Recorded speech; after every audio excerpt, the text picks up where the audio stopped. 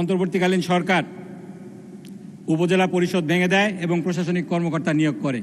সেটার বিষয়ে তৎকালীন সোনারগাঁও উপজেলা পরিষদের চেয়ারম্যান ছিলেন যিনি কুদরত এলাহি পনির, তিনি সহ কয়েকজন হাইকোর্টে রিট পিটিশন দায়ের করেন।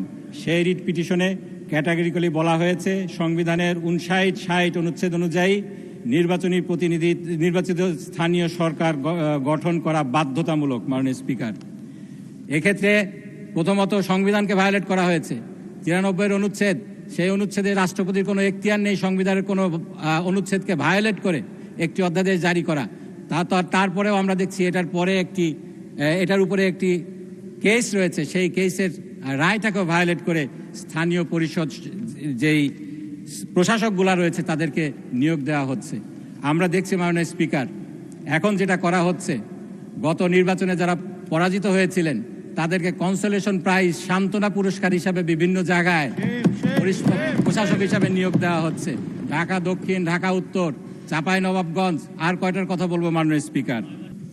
মাননীয় স্পিকার, বিলটি উত্থাপনের অনুমতির পর্যায়ে আমার সহকর্মী মাননীয় সংসদ সদস্য অত্যন্ত চমৎকার যুক্তি দিয়ে আপত্তি দিয়েছেন, আমি ওনাকে সাধুবাদ জানাই। মাননীয় স্পিকার, স্থানীয় সরকারের 5টি স্তরের মধ্যে পৌরসভা অন্যতম। পৌরসভা সংক্রান্ত বিদ্যমান সকল আইন অধ্যাদেশ একীভূত বা সমন্বিত করে 2009 সালে স্থানীয় সরকার পৌরসভা আইন 2009 (2009 সনের 58 নম্বর আইন প্রণয়ন করা হয়।